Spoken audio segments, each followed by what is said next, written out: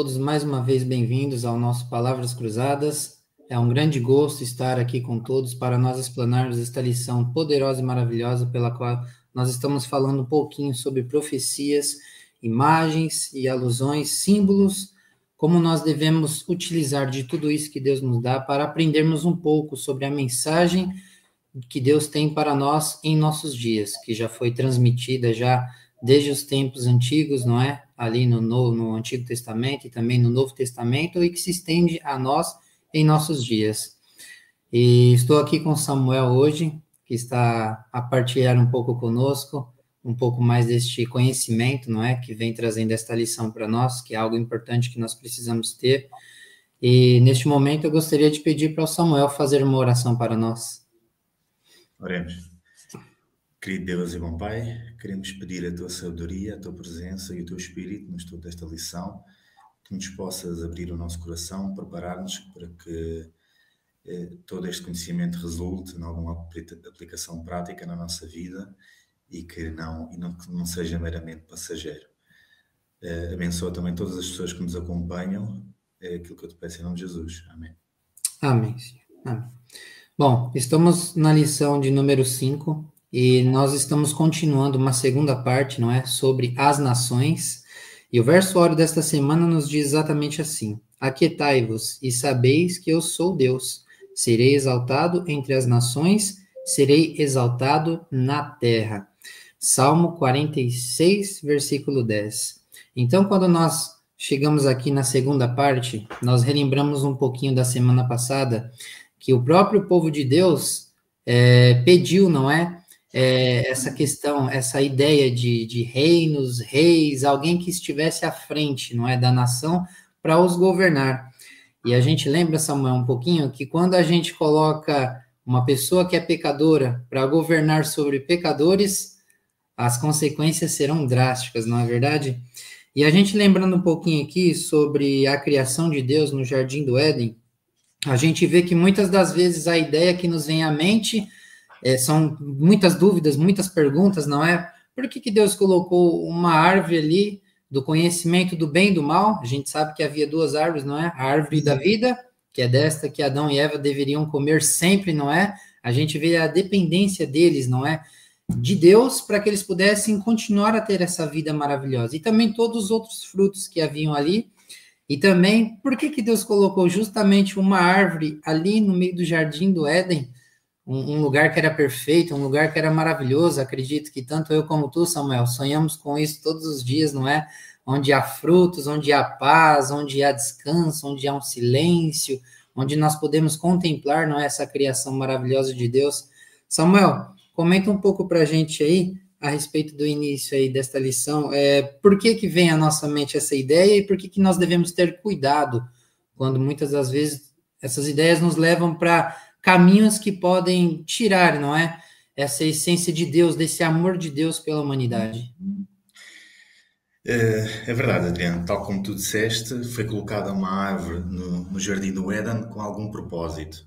E existem várias razões para que nós consigamos compreender porque é que Deus teve a necessidade de colocar uma árvore que no fundo trouxe algumas consequências negativas depois para o futuro da humanidade. E uma delas é talvez essencial, que nós costumamos falar muito, que é o livre-arbítrio, né? Deus colocou uma árvore em que deu a oportunidade a Adão e Eva de escolher o que é que eles realmente queriam fazer e não os obrigar a seguir a Deus só porque sim, não é? Deus o livre-arbítrio. E havia outras razões, por exemplo, Deus deu-nos liberdade, mas é preciso saber que a liberdade também tem limites. E esta proibição de provar do fruto da árvore da ciência do bem e do mal acarretava estas duas coisas, a obediência a Deus e saber que este também atuava como um limite moral. Tinha também a importância de Adão e Eva diariamente reconhecerem que Deus era soberano e Deus era criador e Deus tinha sido o responsável por tudo aquilo que eles tinham no seu dia-a-dia, e obedecer esse mandamento mostrava que eles reconheciam que Deus era a autoridade máxima. E comer da árvore da ciência do bem e do mal significava que eles estavam a escolher o próprio caminho em vez do caminho de Deus.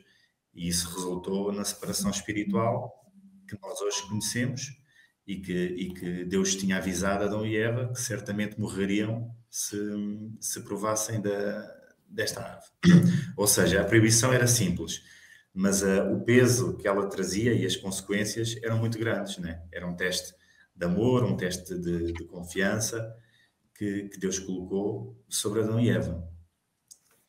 E é interessante, né, Samuel, ainda lembrando um pouquinho aqui, que muitas das vezes a gente comete o erro de dizer que Deus precisava que a humanidade caísse, não é verdade? Deus queria que isso realmente acontecesse, não é? Que Satanás se revoltasse contra Deus ali no céu e fizesse toda aquela rebelião e fosse expulso, não é? Ele e a terça parte dos anjos, e que também Adão e Eva caíssem, não é? Para que tudo isso acontecesse. Isso, como o autor disse aqui, é uma ideia horrível e miserável que a gente possa pensar de Deus. A gente vê aqui, Samuel, eu sempre digo isso para as pessoas, que o Jardim do Éden, com Adão e Eva, foi um palco para Deus mostrar que há, sim, sempre houve o livre-arbítrio. E nós temos essa liberdade de escolha, não é? Nós temos essa decisão de fazer essa escolha sobre a nossa vida. E foi exatamente o que aconteceu com Adão e com Eva. Eles estiveram ali no Jardim do Éden, não é? Essa escolha. E aqui para nós, na lição de domingo, o autor fala exatamente nesse ponto, não é? Que muitas das vezes a gente necessita de querer mais conhecimento, não é verdade? Às vezes, quantas das vezes não veio na nossa mente? De onde veio Deus? Por que existe isso? Por que existe aquilo? Por que é dessa maneira e não deveria ser de outra maneira? Então, às vezes, a gente vê que isso é algo nosso, da nossa natureza, né, Samuel? De querer saber mais, de querer conhecer, de querer perceber um pouquinho como tudo isso discorre durante toda a história. Então, isso é algo que a gente precisa tomar muito cuidado. E aqui na lição de domingo, em Gênesis, no capítulo 2, eu vou já direto aqui para o versículo 16 e 17, que diz assim: E ordenou o Senhor Deus ao homem, dizendo: De toda árvore do jardim comerás livremente, mas da árvore do conhecimento do bem e do mal, dela não comerás, porque no dia em que dela comeres, certamente morrerás. E aqui a gente vê que Deus afirmou algo que ocorreria na vida deles. Só que Adão e Eva não percebiam que seria isso, né, Samuel? Morte? O que é morte? O que é morrer? O que é perder a vida? O que vai acontecer? Qual vai ser as consequências? Ali ficou uma incógnita na mente deles, não é? E mais uma vez, a grande serpente que nós conhecemos, não é esta que é sagaz e perspicaz, que engana toda a humanidade, como a gente vê nas profecias, não é? Que da boca dessa serpente, que a gente vai ver um pouco mais à frente, sai um rio que persegue a mulher. E a mulher a gente sabe que é toda descendência, somos nós hoje em nossos dias, não é? Que persegue a mulher para enganar, para tentar assolar e castigar, né, este povo de Deus. A gente vê que isso é algo que discorre durante toda a história, não é?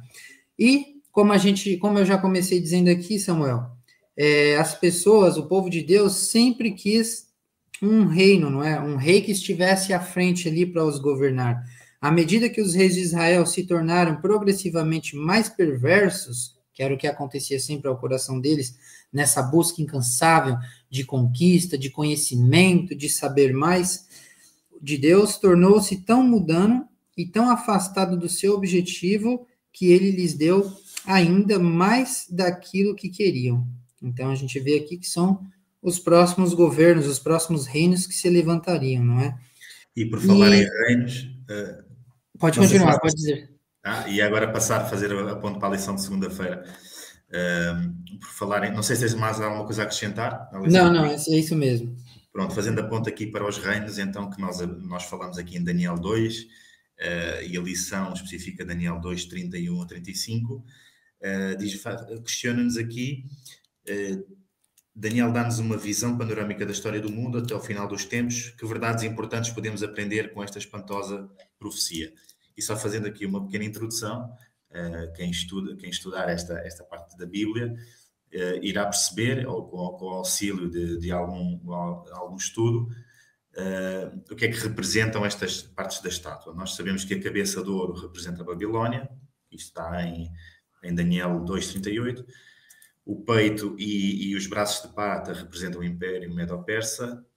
o ventre e quadris de bronze, o Império Grego, as pernas de ferro representam o Império Romano e os pés de ferro misturado com barro representa já os reinos divididos, ou seja, a Europa fragmentada que nós viríamos a conhecer mais tarde. E por fim existe a tal pedra cortada sem o auxílio de mãos, que é o reino de Deus que destrói todos os reinos humanos e dura para sempre. O que é que nós aprendemos com esta profecia? Deus controla a história humana, né? E como tu já falaste, na história da humanidade sempre houve esta busca e esta ânsia pelos reinos terrestres, por ter um rei, por ter um reino, por conquistar terras. E esta profecia ensina-nos várias lições. A primeira delas é que Deus está no controle da história humana, e nós aprendemos que esta sucessão de quedas e ascensões de nações não são meramente acidentais, mas fazem parte do plano de Deus. Aprendemos também que os reinos humanos são temporários e cada parte da estátua representa exatamente um império que teve o seu tempo e acabou, ou seja, não há nada que dure para sempre.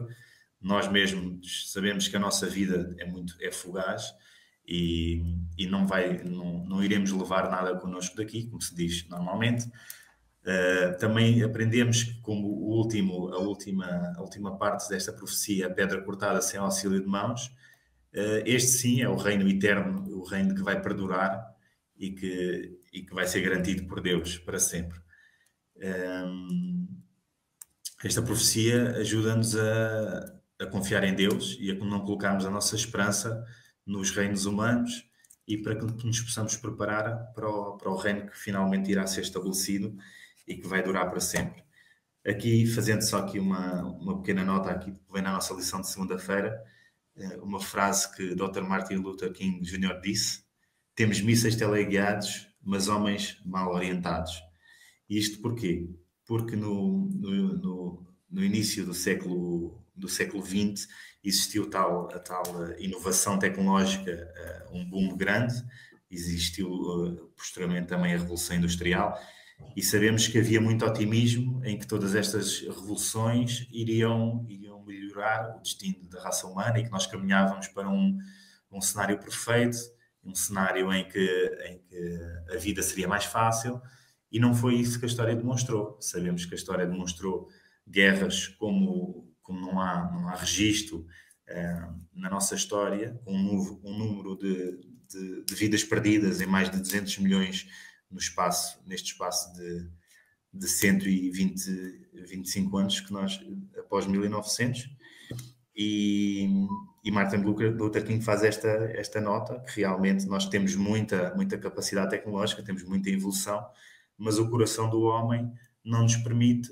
e nunca nos permitirá, e podemos ver que a história nos ensina isso, que esses desenvolvimentos tragam o cenário perfeito, a paz e aquilo que só será alcançável pelo intermédio de Deus no céu. Aqui no final da nossa lição de segunda também diz que alguns pensadores do século XIX tentaram convencer que a humanidade está de alguma forma a caminhar para cima, que estamos a evoluir biológica e socialmente. E embora alguns aspectos da existência humana tenha melhorado, pelo menos a nível físico, nós sabemos que os avanços da medicina é possível que a raça humana viva mais tempo.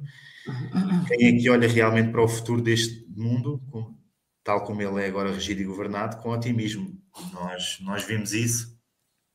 Ainda agora, recentemente, tivemos um apagão do qual ninguém tinha memória, nenhum de nós tinha memória de uma coisa que durasse tanto tempo e tivesse tantas consequências.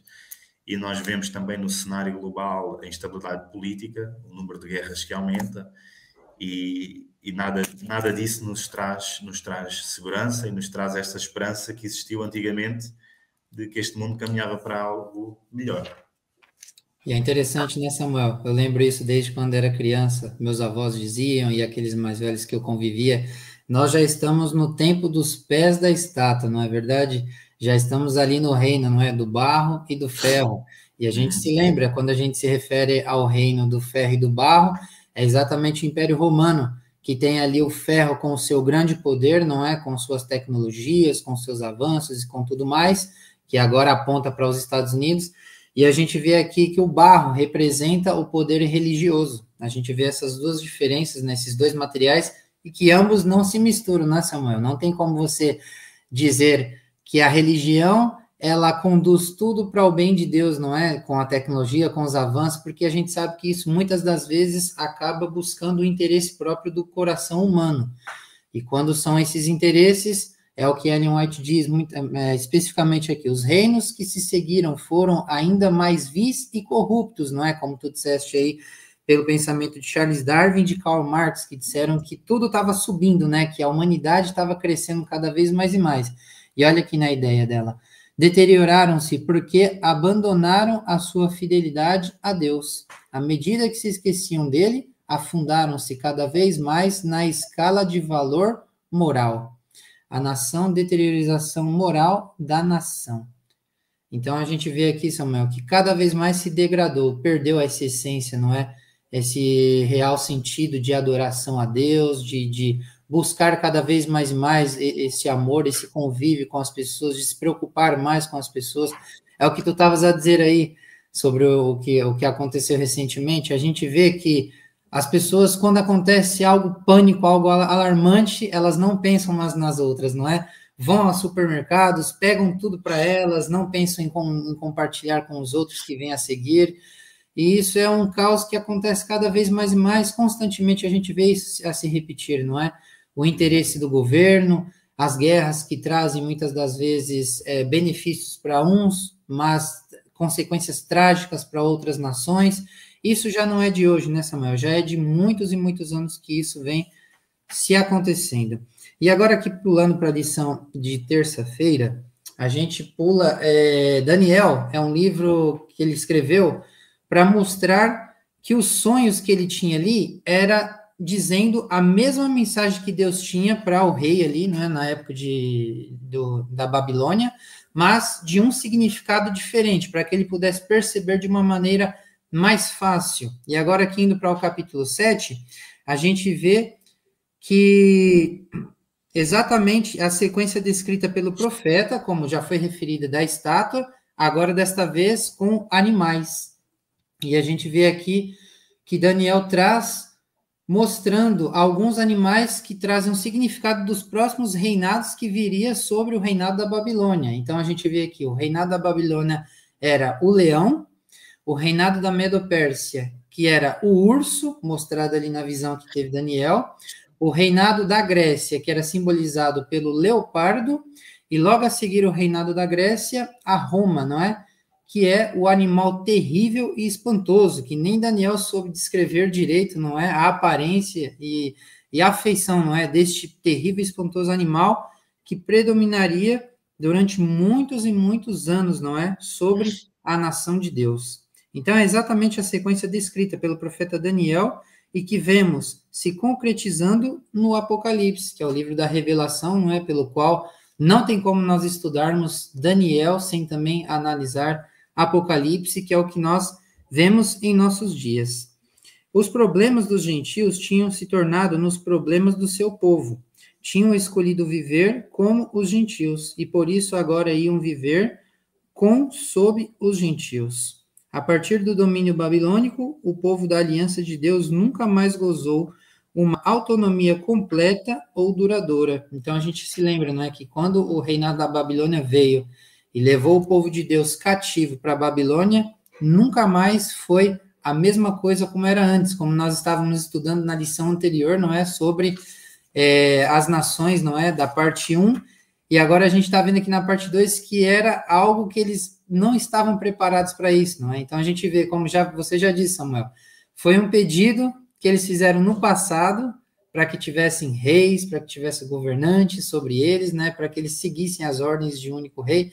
E agora a gente vê as consequências que Deus avisou lá no passado que ocorreria acontecendo na vida do povo, não é? No Novo Testamento, o povo de Deus continuou a sofrer, até nos nossos dias, sob o domínio do Império Romano, e depois sobre as perseguições do chifre pequeno, como a gente conhece, não é? A Roma pagã. Então, Samuel, hoje a gente vê muito isso continuando, não é? A gente vê, agora recentemente, faleceu o Papa, e surgem aí muitas teorias, muitas dúvidas, muitos questionamentos, querendo saber se esse será o último Papa ou não. eu vejo como que isso não é algo importante que nós devemos colocar como grande relevância na nossa vida, né, Samuel? Às vezes a gente se preocupa tanto em saber quem é o último Papa, isso que está acontecendo, será que são sinais que deveriam acontecer? Não, acho que esse não é o nosso foco e objetivo. A gente tem que focar aqui nas profecias, sim, dos acontecimentos, mas o maior foco principal é a esperança única que nós temos em Cristo Jesus. A humanidade sempre viu os avanços tecnológicos como algo que pudesse trazer esperança para o mundo, não é? Ah, é um mundo melhor, agora a gente vai poder preservar esse mundo, agora a gente vai agir socialmente e ecologicamente de uma maneira melhor para contribuir para esse planeta, mas a gente sabe que a esperança que o mundo oferece não é a esperança que vem de Deus, né, Samuel? É uma esperança que passa, ela se degrada, ela se acaba com o tempo. A gente vê que ela se corrompe, não é? E tratados que são feitos e tudo mais, isso daí acaba se quebrando. E a aliança eterna que Deus fez com o seu povo, essa jamais será corrompida. É uma que a gente pode crer e confiar que será cumprida até o fim. E aqui falando sobre entre a terra e o mar, na lição de quarta-feira, temos aqui algumas noções que a lição tenta nos passar sobre o significado da terra e o significado do mar. Faz uma introdução e diz: neste pensamento, a terra é um lugar de estabilidade estabelecido no governo de Deus, o mar representa um tumulto instável das nações estabelecidas sobre o orgulho humano. Com esta ideia acima expressa, indicam-nos para lermos Apocalipse 12, 15 e 16 e 13, 1 a 11. O que é que eu tirei aqui destas leituras? Em Apocalipse 12, 15 e 16, e a serpente lançou da boca atrás da mulher água como um rio para que pela corrente a fizesse arrebatar. A terra, porém, ajudou a mulher, e a terra abriu a boca e estragou o rio que o dragão lançara da sua boca. Pronto. Não querendo ler tudo, alguns símbolos aqui. A mulher representa o povo fiel de Deus. O rio da água representa a perseguição ou multidões enviadas para destruir o povo de Deus. E a terra, sim, representa um lugar de refúgio e proteção. A terra age como um agente de proteção, mostrando que, enquanto que o mar representa a perseguição, a terra é o local onde Deus nos protege, ela é estável, é acolhedora e é um símbolo do cuidado, da providência de Deus. Lendo aqui Apocalipse 13, 1, que diz: e vi subir do mar uma besta que tinha 10 chifres e 7 cabeças. Esta besta que sobe do mar representa um poder que surge em meio às nações tumultuosas e tradicionalmente nós costumamos identificar isto como o papado medieval, em que como disseste há pouco, era o chifre pequeno, não é? E depois, finalmente, Apocalipse 13, 11 diz: e vi subir da terra outra besta. Aqui faz a ponte para aquilo que nós identificamos muitas vezes como sendo os Estados Unidos da América, ou seja, o lugar que supostamente era um local pacífico e pouco povoado e que foi um refúgio para aqueles que fugiram das perseguições religiosas da Europa, vai surgir mais tarde não como um lugar de liberdade e estabilidade, mas como um lugar em que será lançada a perseguição religiosa e onde terá lugar o início do capítulo final da nossa história. Há algumas conclusões importantes que nós podemos tirar desta comparação entre o mar e a terra, é o contraste entre o caos e a ordem, o mar representando um mundo instável e a terra representando o lugar onde há liberdade, onde Deus protege o seu povo. Em termos de profecia histórica e espiritual, estes símbolos ajudam-nos a entender como é que os poderes surgem na história e como é que Deus intervém. Os impérios que nascem e que prosperam, mas depois acabam também por terminar. Penso que nós devemos reter para nós que existe uma mensagem de confiança que Deus nos passa, que em meio à turbulência, que é o mar, existe sempre um espaço seguro, que é a terra, onde nós podemos nos encontrar com Deus diariamente e podemos estar em segurança. Exatamente, Samuel. Samuel, só relembrando um pouquinho aqui sobre a primeira profecia que Daniel fez ali para o rei Nabucodonosor, a gente vê ali na estátua, não é, que quando Nabucodonosor soube dessa profecia que se cumpriria de novos reinos que se levantariam ali logo após o reino da Babilônia, Nabucodonosor logo na sequência mandou erigir, não é? Uma grande estátua ali, com o formato do próprio rei Nabucodonosor. Interessante que essa estátua, quando ele mandou a construir, ele mandou fazê-la toda de ouro, toda em ouro. E ali então a gente vê mais uma vez, não é? O desejo de poder para que aquele reino da Babilônia, não é? O reino de Nabucodonosor, permanecesse perpetuamente, mas a gente sabe que, infelizmente, a ideia humana age desta maneira, mas a vontade de Deus é outra, não é, Samuel?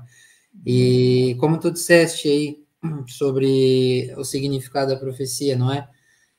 Ao falar a nação, é a nação e das suas autoridades legislativas e judiciais. Por meio dessa nação, ele desmentirá os princípios liberais e pacíficos que apresentou como fundamento de sua política. A predição de que falará como um dragão e exercerá todo o poder da primeira besta prenuncia claramente o desenvolvimento do espírito de intolerância, a perseguição manifestado pelas nações representadas pelo dragão e pela besta semelhante a um leopardo.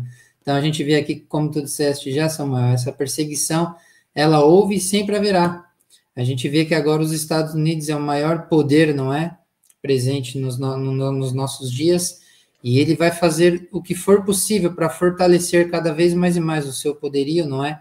Tanto economicamente como politicamente, que já tem uma grande influência global, e com grande apoio, não é? Religioso, a gente sabe de Roma, que é a primeira besta que foi levantada ali no mar, e que aponta agora e passa o seu poder e toda a autoridade, não é? Como é dito lá em Apocalipse, para a besta que se levanta da terra, do novo mundo, não é?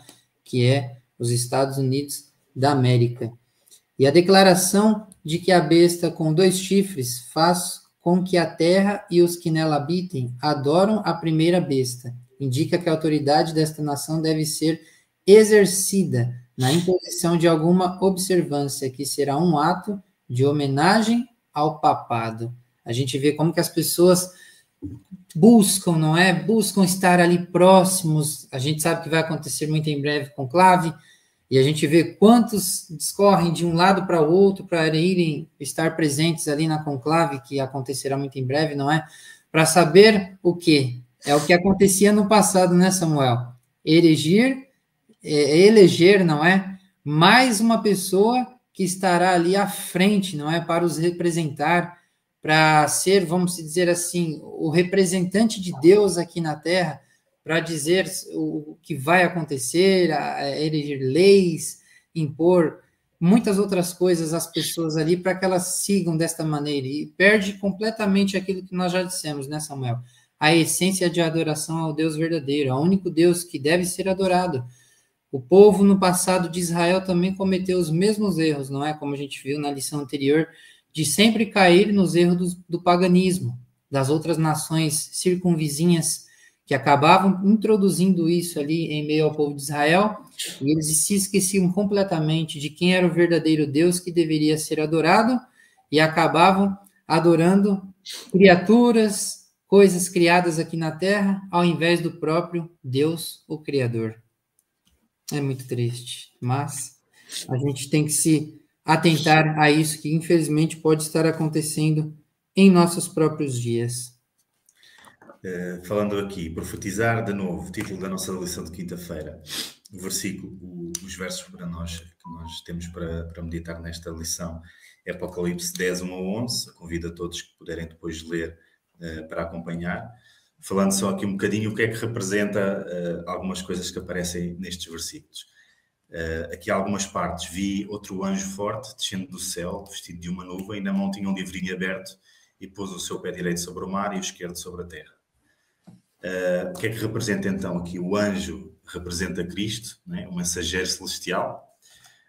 O livrinho aberto é o símbolo das profecias de Daniel, e especialmente aquela que foi selada, que neste caso é reaberta. E o facto de estar com um pé no mar e outro sobre a terra sugere uma mensagem destinada a todo o mundo, que tanto os povos instáveis, mar, quanto aos povos mais estáveis, que é a terra.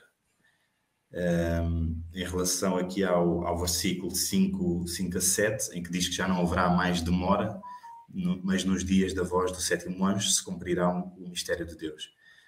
A expressão não haverá mais tempo é interpretada como o final da profecia dos 2300 anos, Daniel 8:14, e que terminou em 1844, e indica o fim do tempo profético e o início da obra final de Deus na Terra, ou seja, a intercessão que existe por nós hoje no Santuário Celestial. O livrinho Doce na Boca e Amargo no Ventre simboliza a experiência isto aqui já um pouco mais histórico, do movimento milerita. Uma nova missão, no versículo 11, importa que profetize outra vez a muitos povos, nações, línguas e reis. É exatamente o movimento remanescente após a decepção e é chamado por nós como a nossa nova missão mundial. Mostra também que o povo de Deus não foi rejeitado, mas fomos sim chamados a proclamar a verdade, ainda com mais clareza e com toda a transparência e simplicidade que nos é possível. Vocês têm mais alguma coisa aqui a acrescentar? Adriano? Aqui, eu só tenho uma nota aqui da Ellen White, Samuel. O problema com os reis terrenos nas profecias de Daniel é que eles eram orientados para o presente. A eternidade, o futuro do reino de Deus não fazia parte da realidade deles. Estas considerações aplicam-se, não é? Em todos os aspectos da nossa vida. Não pode ser correto ou completo nenhum projeto de negócios ou plano de vida que compreenda apenas os breves anos desta vida presente. Em seguida, nós devemos considerar a eternidade nos nossos planos. São palavras de Ellen White, né, Samuel? Não devemos nos apegar às coisas terrenas, ao que nós vemos hoje em dia, ao que o mundo oferece, ao que o mundo oferta para nós.